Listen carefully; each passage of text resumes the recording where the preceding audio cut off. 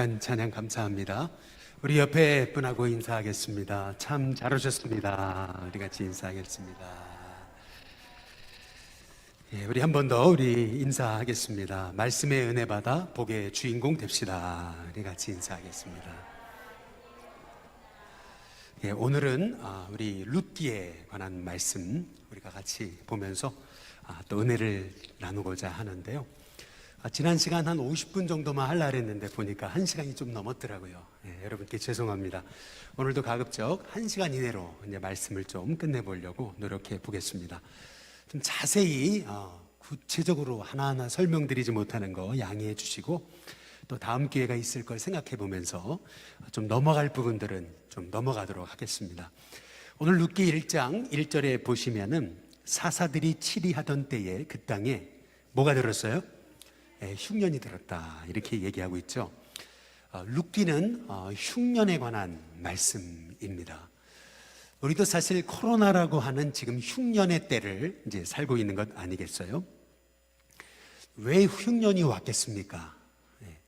우리 사사기 21장 25절에 보시면은 그때 이스라엘에 왕이 없으므로 사람이 각기 자기 소견에 옳은 대로 행하였더라, 이제 이렇게 이제 말씀하고 있거든요. 참되신 왕 대신 하나님을 버리고 다 자기 소견에 옳은 대로 말씀 버리고 다 자기 뜻대로 그렇게 사니까 당연히 인생에 흉년이 이제 오는 것이죠. 결국 사사시대의 암흑기, 이 비극은 말씀을 잃어버린 데서 시작한 거다. 그래서 이 룻기에 1장 1절에 사사들이 치리하던 때 당연히 흉년이 오는 거죠. 말씀을 잃어버리는 그 시대에 당연히 영적 흉년이 이제 찾아오게 이제 되는 것입니다.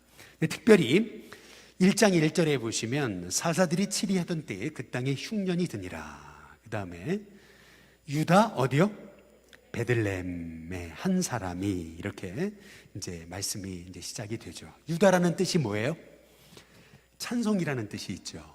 그 다음에 베들레헴, 유다 베들레헴이라고 그랬는데, 이 베들레헴의 뜻이 뭡니까? 떡집이죠. 쉽게 말하면 찬송이고 떡집이어야 될 그 유다 땅 베들레헴에 떡집에 뭐가 없는 거예요? 떡이 없는 겁니다. 흉년이 들어서. 혹시 여러분의 인생에도 성도에게 영적인 떡이 있어야 되죠. 말씀이 있어야 되죠. 그런데 혹시 여러분에게도 성도라는 이름을 가졌는데 여러분에게 정말 말씀이 있으십니까? 일신교회라고 하는 진짜 주님의 떡집인데 이 떡집에 말씀이 없다면, 그렇다면 우리는 또 다른 영적 흉년의 때를 살고 있는 거죠. 목사인데 목사의 마음 안에 말씀이 없다. 그렇다고 한다면 사실 이 사사시대가 겪고 있는 그 영적인 흉년이라는 비극을 우리가 겪고 있는 거거든요. 여러분이 믿음의 가정, 믿음의 가문이라면 여러분의 가정에 말씀이 있어야 됩니다. 그렇지 않으면 떡집에 떡이 없는 것과도 같은 그런 영적 흉년이 당연히 찾아오게 이제 되는 것이죠. 왜 흉년이 왔겠습니까? 결국 룻기에서 이 사사 시대에서 말씀하고 있는 것은 뭐냐면, 신명기 6장에 이스라엘아 들으라, 오직 너희 하나님 여호와는 유일한 하나님이시니 마음을 다하고 뜻을 다하여 주 너희 하나님을 사랑하고 앉았을 때 이제 길에 갈 때든지 이 말씀을 자녀에게 어떻게 하라고요? 강론해라 라고 말씀하셨는데, 결국 사사시대의 영적 비극이 시작된 이유는, 영적 흉년이 오게 된 것은 신앙 전수 실패한 거예요. 신앙의 영적 계보가 이어지지 않은 겁니다. 말씀을 가르쳐야 될 기성세대가 말씀을 가르치지 않으니까, 그러니까 그 땅에 금방 한 세대 만에 말씀을 잃어버리고 영적 흉년이 왔다, 이제 그것을 말하고 있는 거거든요. 또 룻기는 사실 흉년으로 시작을 했다가 풍년으로 바뀌는 게 이게 룻기예요. 근데 왜 흉년이 왔냐는 거예요. 그것은 우리 인생에 흉년이 올 때 단지 흉년이 왔다고 하는 어려운 환경만 볼 게 아니고, 흉년이 왔다면 그러면 그 흉년을 통해서 하나님이 하시고자 하시는 말씀이 있는 거죠. 단지 어려움에만 집중하지 마시고 왜 흉년이 왔나, 그래서 그 흉년이 온 이유, 이제 그것을 발견하게 되면 흉년 가운데도 내 삶에 계획하고 예비하신 하나님의 계획을 이제 볼 수가 있는 거거든요. 근데 흉년이 왔다고 떡집 베들레헴 떠나니까, 그러니까 어떻게 됩니까? 오늘 말씀해 보시면은 3절 끝에 부분에 보면은 나오미의 남편 엘리멜렉이 뭐예요? 죽고 이렇게 되죠. 또 5절에 보시면 말론과 기럨 두 사람이 뭐예요? 죽고. 사사기는요, 어떤 분이 얘기하기를 사사기는 시작부터 장례식으로 시작하는 게 사사기다, 아니 룻기다, 이렇게 얘기합니다. 룻기의 시작은 장례식으로 시작해요. 죽고. 그렇죠? 근데 룻기 4장 한번 13절을 보시면은, 룻기 4장 13절에 보면 이에 보아스가 룻을 맞이하여 뭘로 삼아요? 아내로 삼고 그에게 들어갔더니, 이렇게 얘기하거든요. 그러니까 룻기는 장례식으로 시작해서 뭘로 끝나요? 결혼식으로 이제 끝나는 거예요. 실은 우리가 사사기를 공부하면서 지난주에 살펴보셨죠? 사사기는 시작부터 우는 데서 시작해요. 우는 데서. 그리고 사사기의 끝, 사사기 21장에 보시면 2절에 크게 또 울었다, 우는 데서 시작해서 우는 걸로 끝나요. 이게 사사기예요. 울 수밖에 없죠. 해답이 없는데. 원통하잖아요. 너무나 원통하니까 울 수밖에 없어요. 그러나 회개는 없어요. 마찬가지로 룻기도 잘 보시면은요, 이게 놀라운 거예요. 우리 룻기 1장 9절을 한번 보세요. 9절 끝에 부분에 보면은 그들이 소리를 높여 몰았다고요? 다시요. 룻기 1장 9절 끝에 부분에 보시면 1장 9절 그들이 소리를 높여 뭐예요? 울며. 그렇죠? 룻기도 똑같이 사사기처럼 울며로 시작해요. 그렇죠? 한 번만 울어요? 아니에요. 14절에 보시면 그들이 소리를 높여 다시 뭐예요? 울더니. 참 묘한 일치죠. 사사기는 시작부터 우는 것으로 시작해서 사사기 21장 우는 거로 끝나요. 그게 사사기예요. 울고. 근데 룻기도 똑같은 사사시대를 배경으로 하는데 시작은 장례식으로 시작해요. 죽고 울고 우는 데서 시작해요. 인생의 흉년을 만나서 그 흉년의 문제를 풀 수 있는 방법이 없으니 자기 환경 바라보니 울 수밖에 없잖아요. 너무 원통하니까. 이제 그게 사사기의 이제 시작이었어요. 이 룻기, 죄송합니다. 자꾸 사사기라고 그러는데 룻기의 시작이었어요. 그런데 여러분, 우리가 지난주에 살펴보셨듯이 우리가 사사기를 보면서 마음이 참 답답했죠. 마음이 울적했어요. 그런데 이제 룻기 총 4장밖에 안 돼요. 1장, 2장, 3장, 4장. 정확히 말씀드리면 총 85절입니다. 85절. 근데 이 85절밖에 안 되는 룻기를 통해서 우리는 사사시대에도 하나님이 일하시는구나, 사사시대 같은 암흑시대에도 여전히 하나님은 일하고 계신다라고 하는 것을 이제 보게 되는 것이 룻기입니다. 이 룻은요, 룻기는 성경에 여자의 이름으로 된 성경이 여자의 이름으로 된 타이틀을 가진 성경이 총 몇 권이에요? 2권입니다. 2권. 첫 번째 누구예요? 에스더. 에스더. 그리고 두 번째 룻기입니다. 딱 여자의 이름으로 성경에 타이틀이 붙여진 것은 에스더서, 룻기서. 그런데 그나마 에스더는요, 여러분 아시다시피 페르시아의 왕후잖아요. 아수에로 왕의 왕비가 되었던 아주 유대인으로서 높은 데까지 올라간 사람이죠. 근데 반면에 룻은 아니잖아요. 룻은 모압 여인에다가요, 그리고 자기 시어머니도 남편이 죽고 자기도 남편이 죽고 쌍과부 두 사람이요, 인생의 소망 없이 다시 이 어머니의 고향 나오미의 고향인 베들레헴으로 돌아오게 되는 참 기구한 인생을 그렇게 인생으로 시작했던 이 룻의 인생에 관한 말씀이 이제 룻기가 되는 이제 것이거든요. 더구나 이 룻은 여러분 모압 여자잖아요.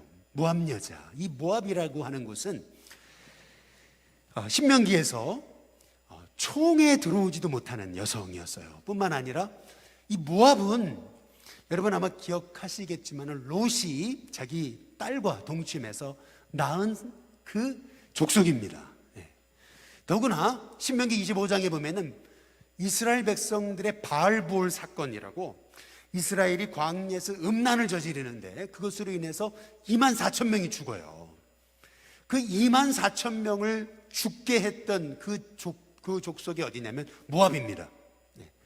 그러니까 이 모압이라고 하는 족속은 이스라엘에게 있어서 너무나 이 가증스러운 그러한 그 이방 사람이거든요. 근데 이 룻이 바로 모압 여자인 거예요. 근데 그 모압 여자가 훗날 다윗의 조상이 된다.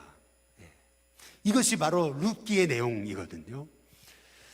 이 룻기를 통해서 우리가 알 수 있는 것은 뭐냐면 룻기의 핵심 주제, 그것은 뭐냐면 한번 따라해 보겠습니다. 헤세드. 헤세드라고 이렇게 주제를 우리가 정해 볼 수 있어요. 그게 뭐냐면 이게 한글로 번역하기 굉장히 어려운 말인데 신약으로 넘어가 보면 이 구약의 하나님의 헤세드가 신약에 있는 언어로 번역해 본다면 그것은 은혜라는 말이에요. 에베소서 2장 12절에 보면 우리는 다 그리스도의 밖에 있던 사람이고 언약 밖에 다 복음 밖에 있었어요. 그런데 이렇게 구원의 밖에 있었던 우리가 그리스도의 피로 나같이 영원히 멸망받을 수밖에 없는 우리가 예수님의 피로 구원을 얻은 하나님의 자녀된 거 아니겠어요? 이게 다 하나님의 헤세드, 하나님의 은혜거든요. 자격 없는 사람에게 베푸시는 하나님의 엄청난 호의, 그것이 헤세드예요. 근데 그것이 바로 이 룻을 통해 성취되는 거예요. 룻이라는 여성은 이스라엘 총에도 들어올 수 없고 뿐만 아니라 룻이라는 여성은 과부에다가 그리고 이스라엘에 돌아왔지만은 연고도 하나 없잖아요. 그런데 그 이방 여인에다가 그것도 가장 가증히 여기는 모압 여자인 룻이 훗날 다윗의 조상이 된다. 여러분 이것은 전적으로 이 룻이 잘나서가 아니라 하나님의 국률하심의 은혜, 바로 헤세드 하나님의 은혜로 인해서 룻이 이렇게 다윗의 조상이 되는 스토리가 바로 룻기예요. 그래서 우리는 이 룻기를 통해서 하나님의 은혜, 아무리 사사시대 같은 그 흑암이 가득한 세대 가운데도 하나님은 전혀 생각지 못한 그 버림받은 것 같은 그 한 명의 여성을 통해서 하나님은 하나님의 방법으로 하나님의 구원 역사를 이루어 가신다. 이제 이것이 실은 룻기거든요. 실은 룻기의 시작은 뭐예요?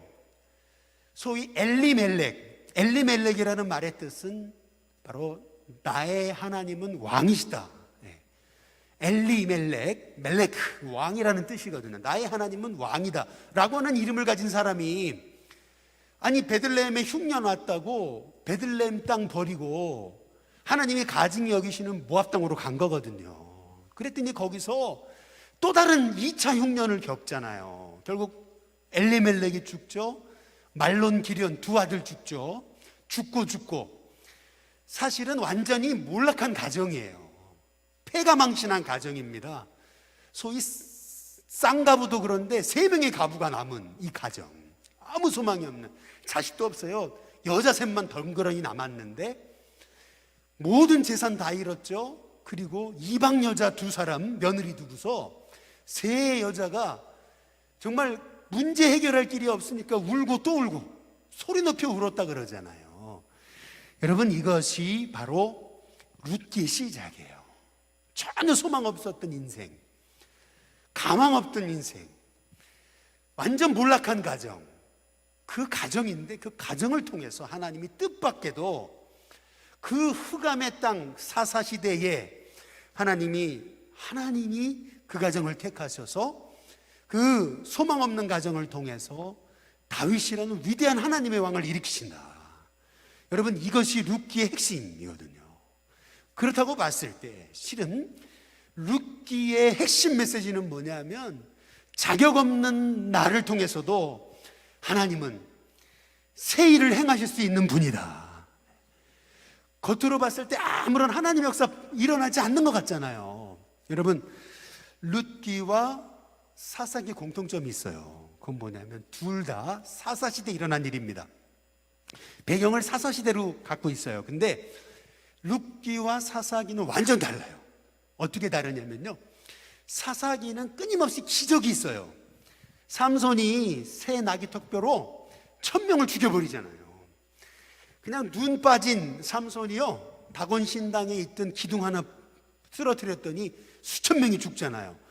사사기는 끊임없이 기적의 스토리예요. 기적이 많아요. 그런데 룻기는 기적이 하나도 없습니다.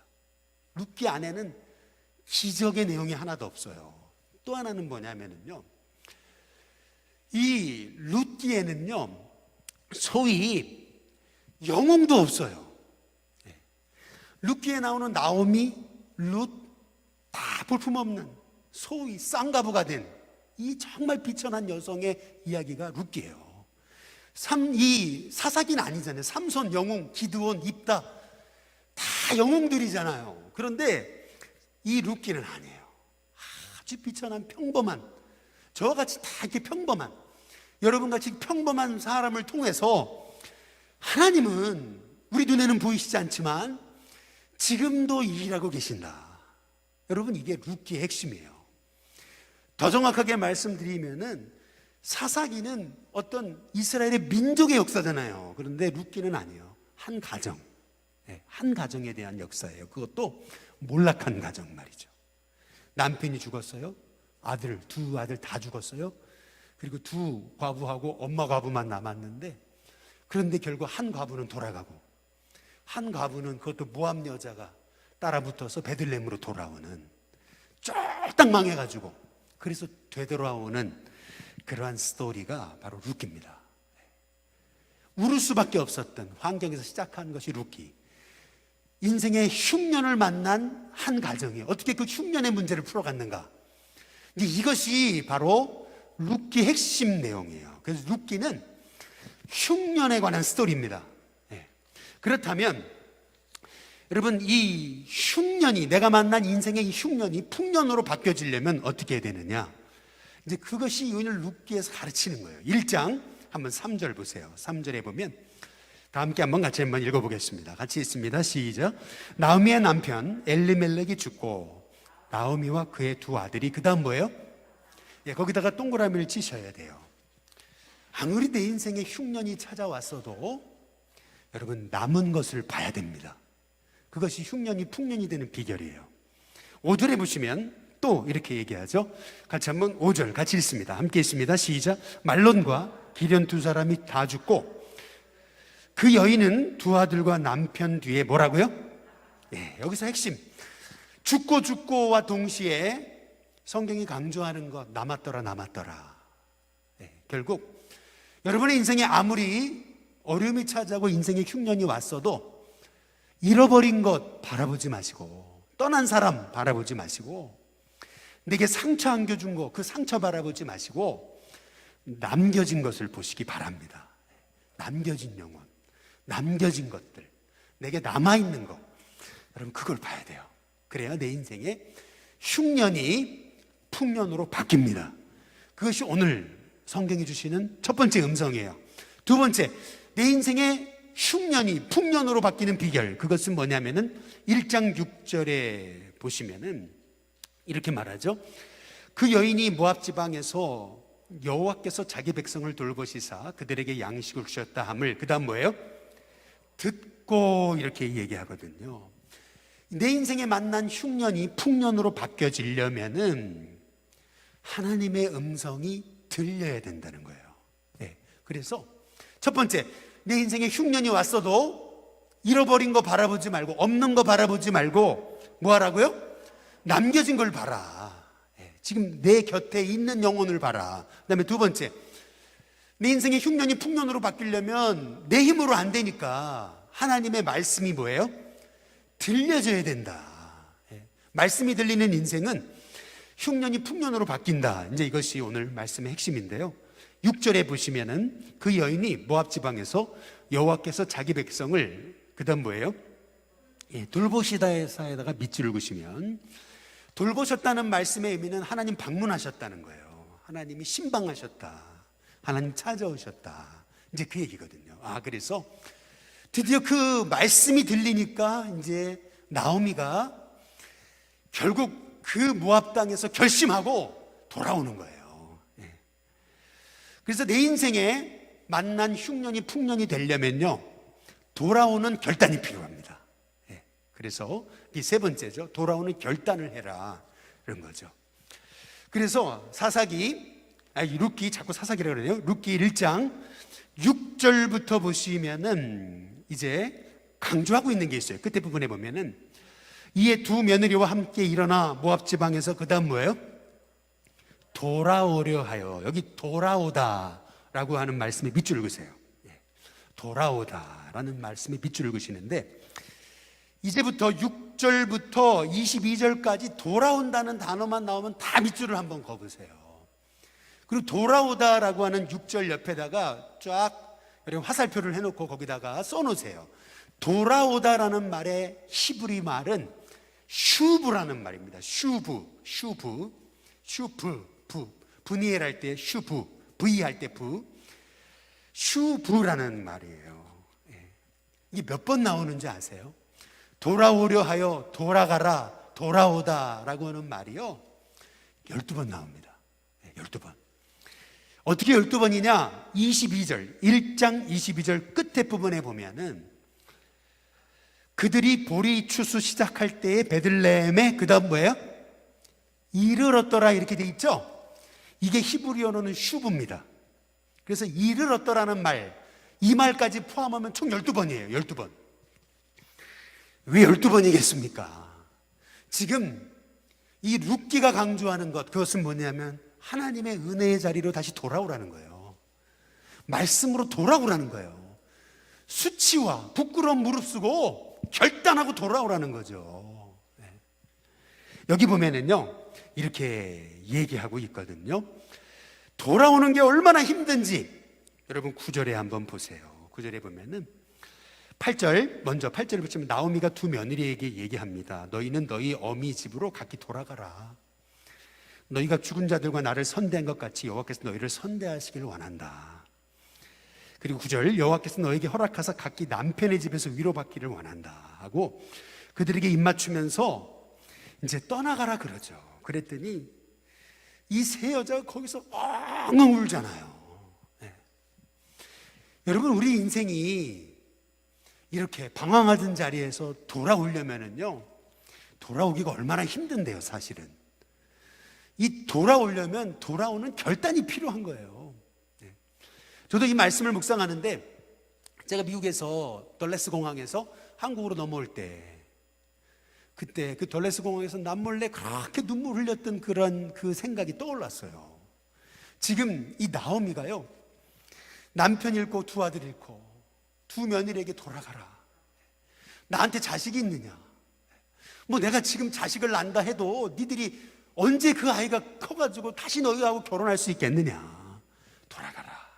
이제 그러는데 얼마나 이 세 여자가 그 정말 완전 인생에 무너진 자리에서 울기 시작하는데 얼마나 통곡하면서 우는 거예요. 여러분, 이 장면을 한번 생각해 보셔야 돼요. 11절에 한번 보세요. 1장 11절에 보면은 나오미가 이르되 내 딸들아 뭐라고요? 돌아가라. 12절에 내 딸들아 뭐라고요? 되돌아가라.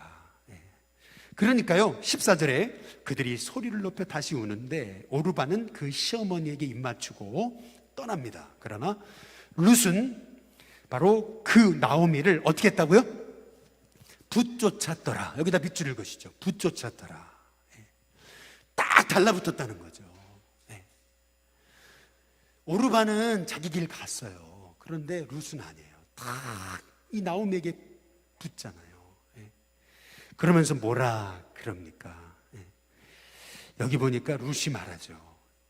여기 15절에 보니까 나오미가 또 이르되 보라 내 동서는 그의 백성과 그의 신들에게 돌아가는데 너도 너의 동서를 따라 돌아가라 얘기하죠. 그랬더니 룻이 뭐라 그러죠? 16절에 룻이 이르되 내게 어머니를 떠나며 어머니를 따르지 말라고 돌아가라 강권하지 말라고. 그 다음 같이 한번 읽어보겠습니다. 함께 있습니다. 시작. 어머니께서 가시는 곳에 나도 가고 어머니께서 머무시는 곳에 나도 머물겠나이다. 어머니의 백성이 나의 백성이 되고 어머니의 하나님이 나의 하나님이 되시리니 어머니께서 죽으시는 곳에 나도 죽어 거기 묻힐 것이라. 만일 내가 죽는 일 외에 어머니를 떠나면 어머니께서 내게 벌을 내리시고 더 내리시기를 원하나이다 하는지라. 이 룻의 나오미에게 향한 이 고백을 들으면서 어떤 분이 그랬대요. 이런 며느리 없냐고. 예, 할렐루야. 예, 여러분 이런 며느리 없습니다. 예, 세상에 씻고 봐도 이런 며느리는 없어요. 이런 며느리 기대하지 마시기 바랍니다. 이런 며느리 절대 없습니다. 예, 착각하지 마시기 바랍니다. 그러나 여러분 주목할 것은 그거예요. 나오미가요, 사실 자기 생각했으면 너희들 나 떠나면 죽는단 말이죠. 내가 지금 늙었고 니들이 돈 벌어와야 되지 않냐고 자기만 생각했으면요 가라고 못해요.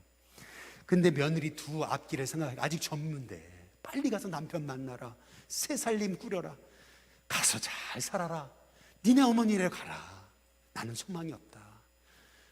그러면서 여기 나오미가 뭐라 그래요? 내 딸들아 그러잖아요. 내 딸들아. 이 나오미가요 정말 며느리를 생각해 준 거예요.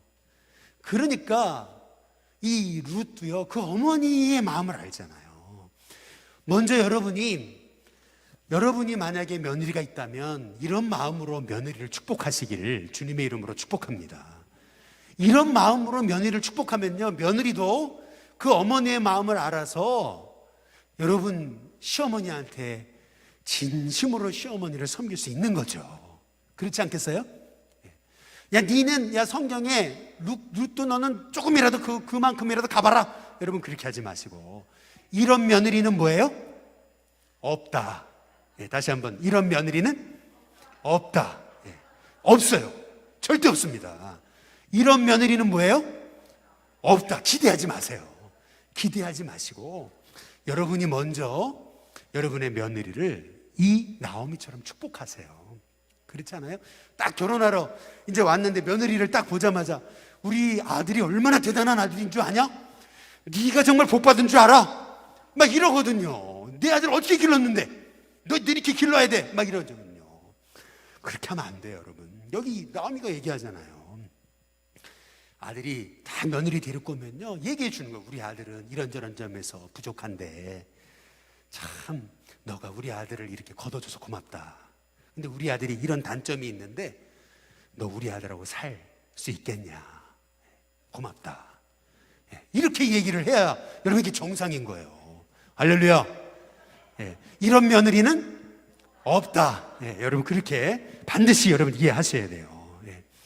결국에는요 오르반은 떠났어요. 그리고 룻과 나오미가 같이 이제 베들레헴에 돌아오죠. 근데 여러분 19절에 보세요. 19절에 보니까 이에 그 두 사람이 베들레헴까지 갔더라. 베들레헴에 이를 때 온 성읍이 그들로 말미암아 뭐예요? 떠들며에다 동그라미를 쳐보시죠. 어떤 분들은 그렇게 얘기를 해요. 가뜩이나 어려운데 와가지고 이렇게 살아보려고 이렇게 베들레헴에 왔더니 사람들이 가십거리를 만들어가지고 막 떠들잖아요. 그러나 축복의 주인공이 되려면 떠드는 소리 그거 귀 기르면 안 된다고. 그러니까 누가 뭐라고 떠들든 네 길 가야 된다고. 사람들이 뭐라 그러든 떠들든 상처받지 말라고. 이렇게 이제 이 성경을 해석하는 분들이 있어요. 그러나 여기서 떠들며라고 하는 이 말씀의 의미는 사실 그런 의미가 아닙니다. 이 떠들며라고 하는 여러분이 말씀의 의미는요 기쁜 마음으로 외치는 소리예요. 기쁜 마음으로. 이게 무슨 말이냐면은 이런 거예요. 19절 같이 한번 읽어보겠습니다. 함께 있습니다. 시작. 이에 그 두 사람이 베들레헴까지 갔더라. 베들레헴에 이를 때 온 성읍이 그들로 말미암아 뭐라고요? 기쁜 마음으로 외치는 소리예요. 이르기를 이가 나오미냐 하는지라 이렇게 되는 거예요. 뭐냐면 그동안 이 나오미의 가정이 이 베들레헴을 떠난 지 10년 된 거예요. 제가 이 일신교회 와서 놀라는 것은 일신교회는 서울이 아니에요. 이 주변은 시골 동네랑 똑같아요. 진짜 동네 사람들 다 알아요. 모르는 것처럼 보이죠? 다 알아요. 네. 근데 보세요. 10년 만에 왔어도요, 벌써 그 고향 사람들은 알아보는 거잖아요. 그런데 이가 나오미니? 이렇게 얘기하는 건 뭐냐면요, 나오미가 그동안 모압 땅에 가서 그 고난 당하느라고 얼굴이 변했다는 거예요. 얼굴이 변했잖아요. 그러나 10년 만에 돌아온 우리 형제인데, 그러니까 이 사람이 나오미냐 그러면서 떠들면서 너무 기뻐하는 거예요. 반가이 맞이하는 소리예요, 사실은. 그런데 이게 왜 이렇게 중요한 말이냐면요, 여기 룻기에 이제 한번 4장을 한번 보세요. 룻기 4장에 보면은요, 4장 14절에 한번 보세요. 14절에 보면은 여인들이 나오미에게 뭐라 그래요? 이르되다 동그라미를 쳐보세요. 찬송하리로다 그러죠. 유다 찬송이 회복되는 거예요. 그런데 17절에 보세요. 이제 룻이 아이를 낳잖아요. 나오미가 아기를 받아 듣는데 17절에 뭐라고 그러냐면 그의 이웃 여인들이 그에게 뭐예요? 이름을 지어줘요. 아니, 이름은 누가 줘야 돼요? 당사자들이 줘야죠. 왜 동네 여자들이 지어줍니까? 무슨 말이에요? 지금 룻기가 얘기하고 있는 건 뭐냐면요, 아무리 사사시대 같은 어둠의 시대였다 하더라도 지금 베들레헴 땅에는요, 그래도 공동체 정신이 살아있는 거예요. 결국 무슨 말이냐면은 나오미의 가정같이 몰락한 가정이 다시 회복될 수 있었던 원인이 어디 있는 거냐면 따뜻한 공동체가 있었다는 거예요. 그것이 룻기에서 말하는 거예요. 아무리 사사시대 흑암의 시대고 자기밖에 모르는 시대지만 이렇게 베들레헴 같이 이렇게 공동체 정신이 살아있는 이곳에는 인물이 나온다는 거예요. 인물은 누가 만드는 거예요? 공동체가 만드는 거예요. 인물은 우리 일신교회가 만드는 거예요. 일신교회가 어떤 공동체냐에 따라서 상처받고 낙심한 사람이 이곳에 일신교회에 와가지고 나오미와 룻과 같은 가정에서 다윗 같은 인물이 나오는 거예요. 저는 우리 일신교회 공동체가 그런 공동체가 되기를 주님의 이름으로 축복합니다. 21절, 20절에 보면은 나오미가 거기 여러분 여기 3절에 보면은 나오미가 뭐라 그러면 여호와의 손이 나를 치셨다 그러거든요. 13절에. 그런데 20절에 보면은 나오미가 고백이 달라져요. 하나님을 뭐라 그래요? 전능자라 그래요. 20절, 21절 전능자라 그래요. 무슨 말이냐면 지금 나오미의 입술의 고백이 바뀌는 거예요. 저와 여러분이 아무리 인생의 고난을 만났어도 여러분의 입술이 바뀌는 한 하나님은 여러분의 인생의 그 흉년이 풍년이 되게 하는 은혜가 있게 하실 줄로 믿습니다. 입술이 바뀌어야 돼요. 하나님은 나의 전능자시단 말이에요. 아무리 힘들고 어려워도 하나님은 내게 새 일을 행하신다. 지금도 일하신다. 입술이 바뀌어야 돼요. 입술이 바뀌시기를 주님의 이름으로 축복합니다. 그래서 22절에 보니까 드디어 돌아와요. 나오미가 모압 지방에서 그의 며느리 모압 여인 룻과 함께 돌아오는데 그들이 언제 왔어요? 보리추수 시작할 때. 그들이 굶지 않고 먹을 수 있게 하나님 적절한 때에 돌이키시잖아요.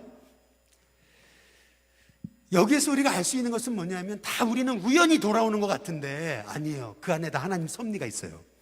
하나님의 사람에게 뭐는 없어요? 우연은 없습니다. 그래서 2장, 드디어 이제 룻기 2장입니다. 2장에서 드디어 어떻게 하나님 역사하시는가? 1절에 보니까 나오미의 남편 엘리멜렉의 친족으로 유력한 자가 있는데 그의 이름은 뭐라고요? 보아스라. 하나님은 내 인생의 새 일을 시작하실 때 만남을 통해서 새 일을 시작하십니다.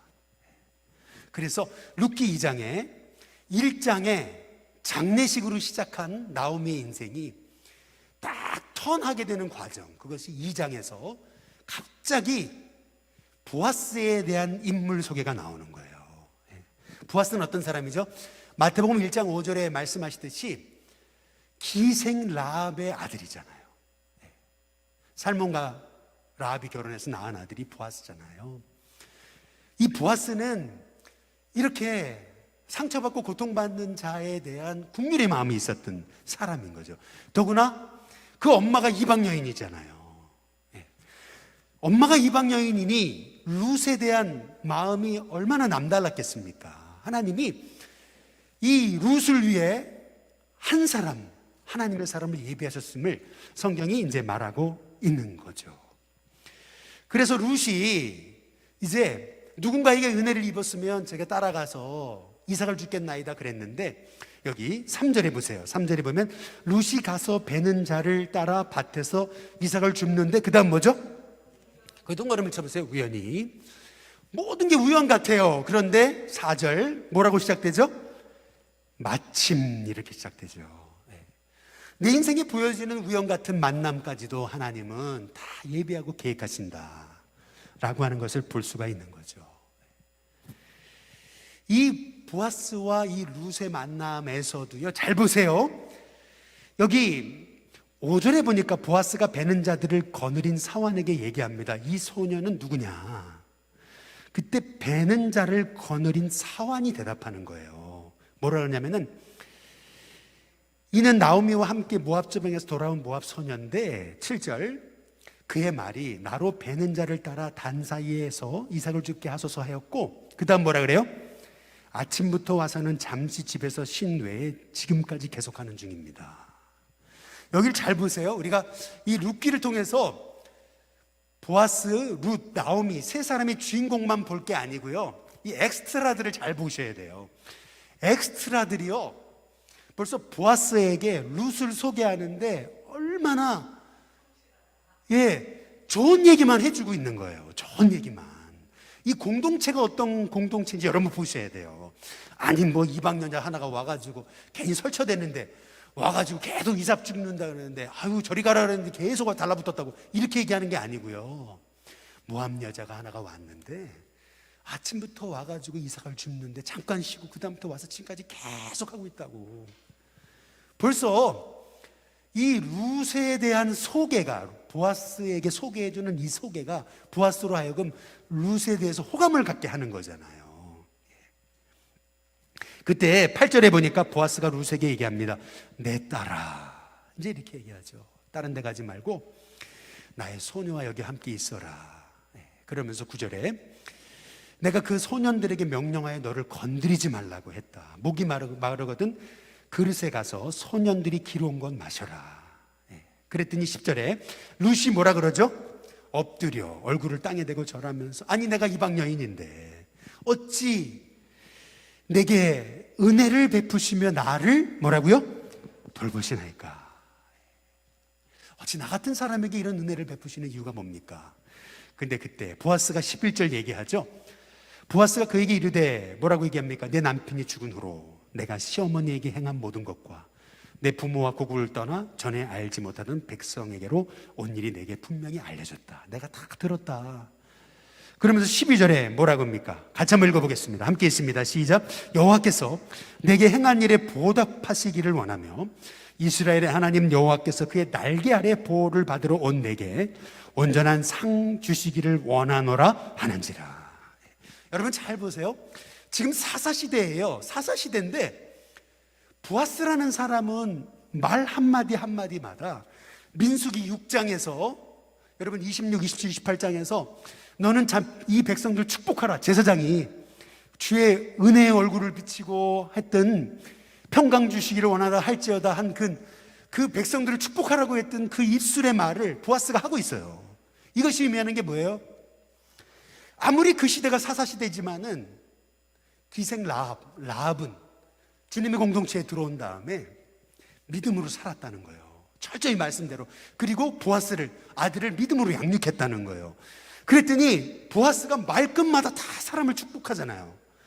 고통당하는 사람을 돌보잖아요. 먹이잖아요. 이삭 줍는데 이삭 그거를 일부러 다 떨어뜨려 주라 그러잖아요. 그래서 결국에는요, 룻이 그날 하루 동안 거둔 이삭이 어느 정도 되는 줄 아세요? 여러분 그 2장 17절에 보세요.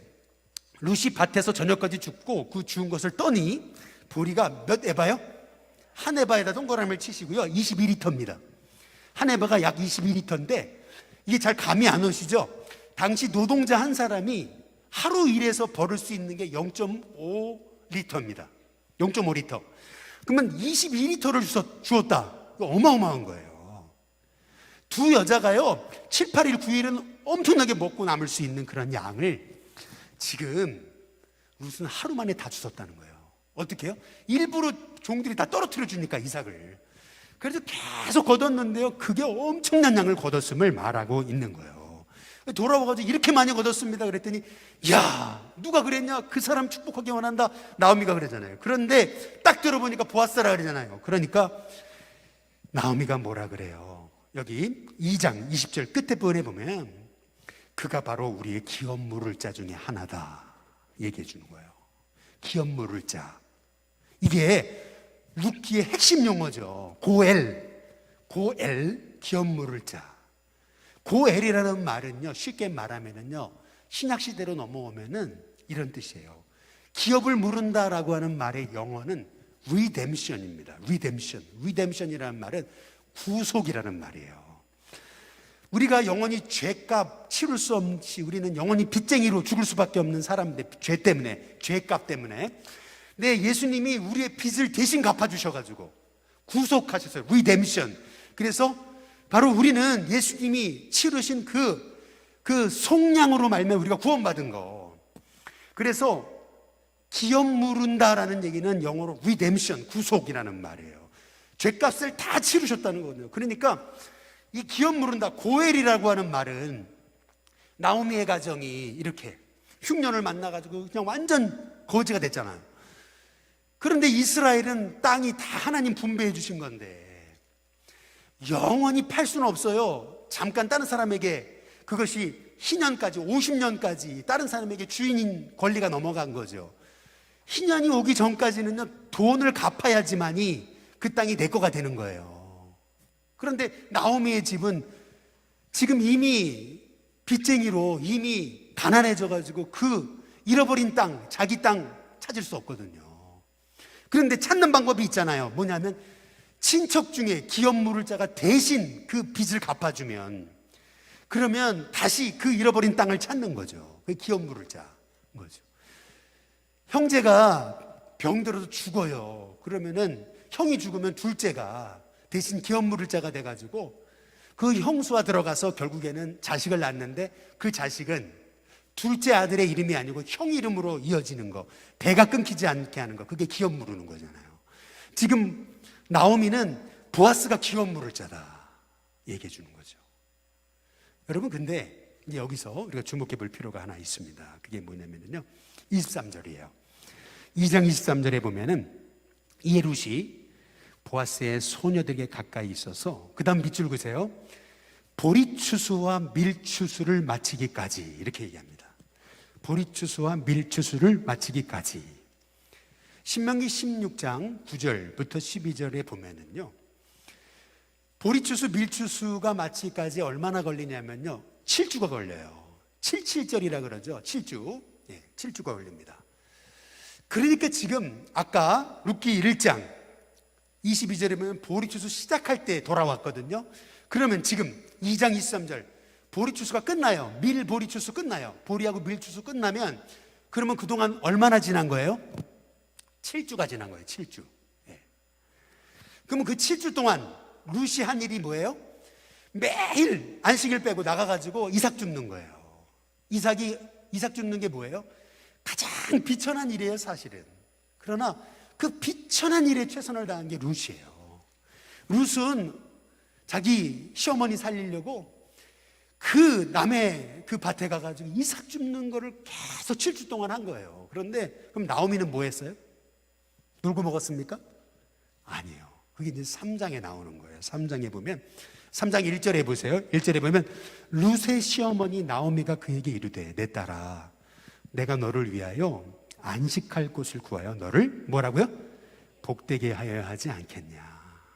이게 무슨 말이냐면요, 안식할 곳을 구하여 너를 복되게 하여야 하지 않겠냐. 이제 이 얘기는요, 지금 나오미가 룻을 위해서 이제 중매를 시작하는 거예요. 결혼해야 되지 않겠냐. 이제 그 얘기예요. 근데 여기서 잘 보세요. 나오미는 일종의 영적 중매쟁이가 됩니다. 그런데 나오미가 무턱대고 지금 룻에게 보아스가 타작마당에서 이 밀보리 타작하고서 누울 텐데 가서 그냥 그 발치에 누워가지고 유혹해라, 이 얘기가 아니에요. 이게 부도덕한 얘기가 아니에요. 지금 이 얘기는요. 여기를 잘 보시면은요, 한번 2절에 보세요. 2절에 보면은요, 내가 함께 하던 하녀들을 둔 보아스는 우리의 친족이 아니냐. 보라, 그가 오늘 밤에 타작마당에서 보리를 까부를 것이다. 3절, 그런즉 너는 목욕을 하고 기름을 바르고 의복을 입고 타작마당에 내려가서 그 사람이 먹고 마시기를 다 하기까지는 그 앞에 나타나지 말아라. 보이지 말고 숨어 있다가 4절, 그가 누울 때 너는 그가 눕는 것을 잘 보고 알았다가 들어가서 그의 발치 이불을 들고 거기 누우라. 그가 내가 할 일을 내게 알게 하리라. 이제 이렇게 얘기하거든요. 여기서 알 수 있는 게 있어요. 그건 뭐냐면요, 나오미는 룻을 보아스와 맺어지게 만들기 위해서 그동안 이 7주가 지나는 동안 보아스의 삶의 모습을 잘 지켜봤다는 거예요. 보아스가 어떤 사람인지, 보아스가 하루 일과를 어떻게 보내는지, 그리고 보아스와 이 룻과 맺어지려면 어떻게 해야 되는지, 이거를 아주 깊이, 아주 주도 면밀하게 살펴봤다는 거예요. 그리고 이 두 사람을 맺어주기 위해서 나오미가 뭐 했겠어요? 기도했겠죠. 그리고 나서 지금 이 룻에게 보아스와 맺어지는 방법을 지금 알려주고 있는 건데, 여러분, 이 말씀을 통해서 우리가 알 수 있는 건 뭐냐면, 우리는 사실은 이렇게 영적 중매쟁이가 돼야 됩니다. 이 회원동 땅에 죽어가는 영혼들 있잖아요. 그러면 무턱대고 가서 전도하는 게 아니고요, 이 주변 사람들의 삶이 어떤지 우리가 잘 가서 좀 우리가 사실은 영적 중매쟁이에게 필요한 것은, 가장 중요한 건 뭐냐면 정보력이에요, 사실은. 그래서 실은 우리가 지금 코로나 시대에도 계속 전도하러 다니거든요. 계속 전도하러 다니는데 이 이유는 사실 열매는 별로 없어요. 그러나 제가 이 현장 전도를 쉬지 않고 하는 이유는 뭐냐면, 계속 저도 나가거든요. 이유는 뭐냐면 이 지역을 알아야 돼요. 어떻게 전도해야 될지 계속 하나님 지혜를 달라고 기도하면서 어떻게 이 죽어가는 영혼들에게 진정한 영적 중매쟁이가 되겠습니까? 이제 이 마음을 가지고 계속 살피는 거거든요. 똑같아요. 지금 나오미는 이 룻과 보아스를 맺어주기 위해서 보아스의 삶의 행태를 정확히 보고 있는 거예요. 타작마당에서, 오늘 타작마당 까불 텐데 분명히 그가 타작마당에서 일을 하고 나서 이제 들어올 건데, 사람들과 먹고 나서 그 다음에 어디 누울 텐데 잘 보고 있다가 거기에서 딱 들어가가지고 그 발치에 누우라고 얘기하잖아요. 근데 실은요, 이거 순종하기 어려운 거는, 여자가, 그것도 나이 먹은 남자, 보아스가 룻에게 내 딸아 그러거든요. 나이 차이가 꽤 난 겁니다. 그런데 여자가 말이에요, 남자 이 발치에 밤에 자는데 들어간다? 이거 굉장히 쉽지 않은 일이에요. 그런데 오늘 말씀에 뭐라 그래요? 5절에 이렇게 얘기하죠. 룻이 시어머니에게 이르되 어머니의 말씀대로 내가 다 뭐라 그래요? 행하리이다. 이 말의 의미가 뭐예요? 룻은 시어머니 나오미의 말을 절대 신뢰하고 있음을 말하고 있는 거예요. 시어머니로서 이 룻에게 지금 나오미가요, 그동안 변화되는 모습을 보여준 거죠. 이 룻은요, 지금 나오미의 말을 절대 신뢰하고 있어요. 잘못 외간 남자에게 들어가가지고 발치에 누웠다가 창녀 소리도 들을 수 있는 거거든요. 아니, 모함 여자가 벌써 행실이 안 좋네 그러면서 나가 이렇게 될 수 있었던 건데요, 룻은 딱 순종하거든요. 말씀대로 행했다, 말씀대로 하거든요. 역시나요. 여기 8절에 보니까요, 이렇게 얘기하거든요. 밤중에 이 보아스가 발치 아래에 누워 이제 들어오는 이 룻을 보고 놀라 몸을 돌이켜 본즉 한 여인이 자기 발치에 누워 있는데 이르되 내가 누구냐 이제 얘기하죠. 대답하되 나는 당신의 여종 룻이오니. 그 다음 뭐라 그래요? 당신의 옷자락을 펴 당신의 여종을 덮으소서. 당신의 옷자락을 펴, 옷자락이라는 단어에다 동그라미를 쳐보세요.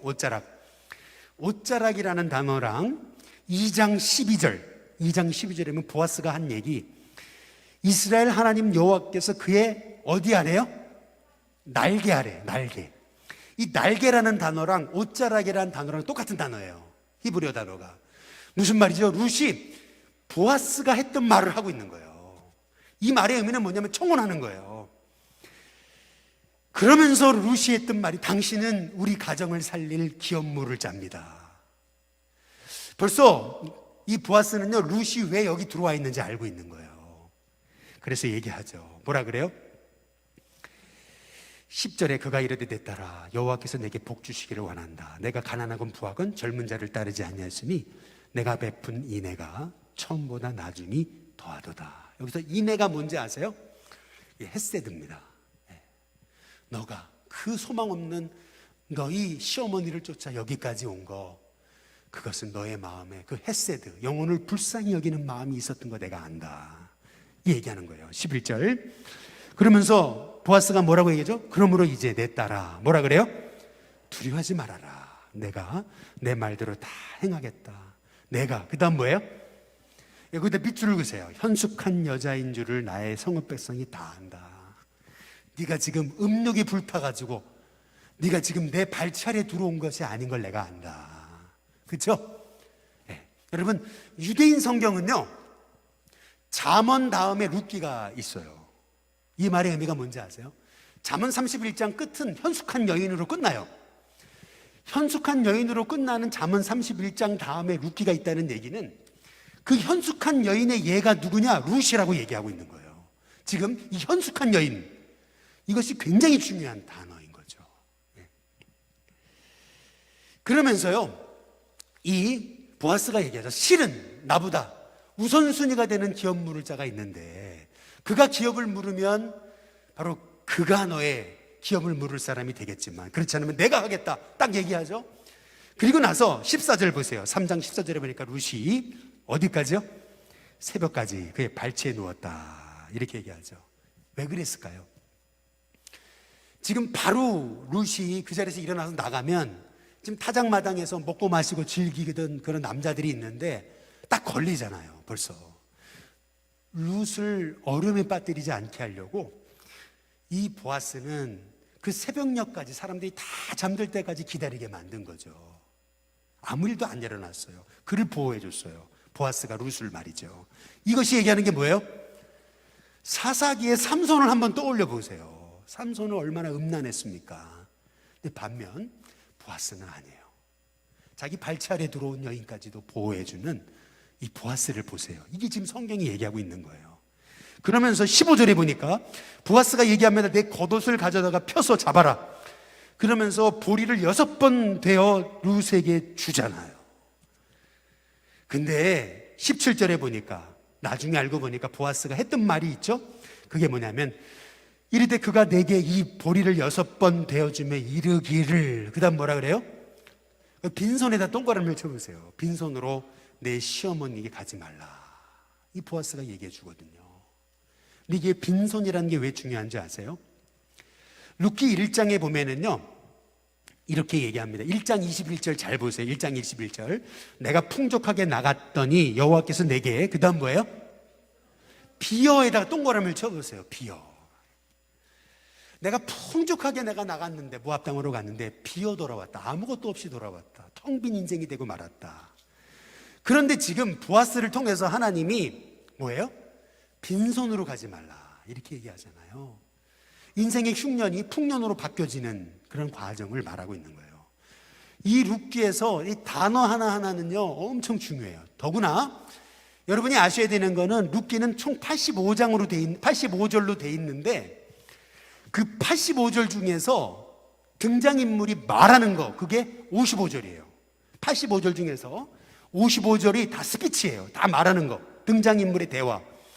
근데 그 등장인물의 대화에서 다 하나님의 음성이 거기 안에 다 담겨 있어요, 사실은. 그래서 룻기를 볼 때 등장인물이 말할 때는 아주 유심히 봐야 돼요. 유심히 그걸 읽어보셔야 돼요. 그러면 그 안에 메시지가 다 있어요. 결국에 18절 뭐라 그러냐면은 시어머니가 나오미가 얘기해요. 18절 이에 시어머니가 이르되 내 딸아 이 사건이 어떻게 될지 알기까지 앉아 있어라. 그 사람이 오늘 이 일을 성취하기 전에는 뭐 한다고요? 쉬지 아니할 거다. 참 멋진 얘기잖아요. 무슨 말이죠? 하나님이 하나님의 뜻을 이루시기까지 하나님은 쉬지 않으신다. 그 말을 하고 계시는 거잖아요. 등장인물의 언어를 통해서. 그렇죠? 이 사사시대, 어두운 시대 가운데 하나님은 일하고 계신다. 그 얘기를 하고 있는 거예요. 결국 4장으로 넘어가 보시면 보아스는 철저히 자기가 앞서지 않거든요. 자기보다 앞에 있던 기업 물을 자가 있는데 그 사람한테 네가 기업 물을 거냐 이렇게 물죠. 당연히 이스라엘의 그 신년의 법에 따르면은요, 이렇게 가난해가지고 결국 이렇게 먹고 살기 힘들어진 친족을 돌봐야 되는 것이 이스라엘의 이게 하나님이 말씀하신 규례잖아요. 근데 이거는 반드시 해야 되는 게 아니에요. 자원해서 하는 거거든요. 결국 기업 물을 자가 있었는데 그 사람은 자기 권리를 포기하잖아요. 처음에는 내가 기업 물으겠다 그랬다가 나중 보니까 손해볼 것 같으니까. 거기 6절에 한번 보세요. 6절에 보니까 그 기업 물을 자가 이르되 나는 내 기업에 동그라미 쳐보세요. 뭐가 있어요? 손해가 있을까 해서 나를 위하여 물으지 못하겠다. 그러면서 신발을 딱 던져버리죠. 난 못하겠다. 여러분 그 사람의 이름이 나와요? 안 나와요? 안 나오죠. 4장 1절에 보면 그 사람의 이름이 나와요. 사실은 뭐라 그래요? 아무개요. 야, 한글 성경이 너무 대단한 번역이에요. 영어 성경에 보니까 friend라고 돼 있는데 이 friend라고 하는 단어로는 해석할 수 없어요. 아무개요. 여러분 우리가 형제에게 마땅히 행해야 될 그러한 섬기고 나누고 품어주고 양육해주는 이 기업 모르는 사명, 이 사명 감당하지 않으면 손해 때문에 손해볼까 봐 여러분 그런 인생이라면 우리는 다 아무개가 돼버립니다. 여러분 성도에게 가장 큰 욕이 뭔지 아세요? 이 아무개야 이겁니다. 할렐루야. 아무개야 이게 제일 무서운 얘기예요. 사실은요. 그렇죠? 결국 이 사람은 아무개예요. 근데 왜 이게 굉장히 중요한 얘기냐면요, 잘 보세요. 나오미를 떠났던 오르바도 이름이 있어요. 룻기에. 시어머니를 떠나갔던 오르바도 이름이 있는데 이 기업 물을 자는 이름이 없어요. 아무개예요. 이 성경이 이걸 강조하고 있는 거예요. 사실은요. 나중에 오르바가 뭐 시어머니 떠나가지고 그 아들이 뭐 골리앗, 그 아들이 골리앗이다. 여러분 이거는요 유대 랍비들의 판단인 거예요. 실은 저도 그렇게 설교한 적이 있는데 나중에 알고 보니까 그게 유대인들이 이렇게 만들어낸 추측이에요. 사실은 룻기가 얘기하는 거는 그래도 오르바가요 잘못한 거는 사실 아니잖아요. 시어머니가 가라고 네 길 찾아가라고 끝까지 울고 못 간다 그러다가 가라고. 여러분 결국에는 오르바는 갔지만 그러나 성경이 말하는 건요 아무개보다는 오르바가 낫다는 거예요. 기업 물어야 되는데 기름 물지 않은 이 아무개. 참 아무개입니다. 여러분 아무개가 되지 마시길 주님의 이름으로 축복합니다. 그래서 룻기 4장에 이제 13절에 보아스가 룻을 맞이해서 아내로 삼고 그에게 들어갔더니 임신하잖아요. 그렇죠? 결국에는 여기 참 중요한 말이 있어요. 그게 뭐냐면요 16절입니다. 나오미가 아기를 받아 품에 품고 그의 뭐가 돼요? 양육자에다 동그라미를 쳐보세요. 양육자에다가 드디어 나오미에게도 뭐가 생겨요? 사명이 생겼잖아요. 그 오벳을 길르는 그 사명. 그렇죠?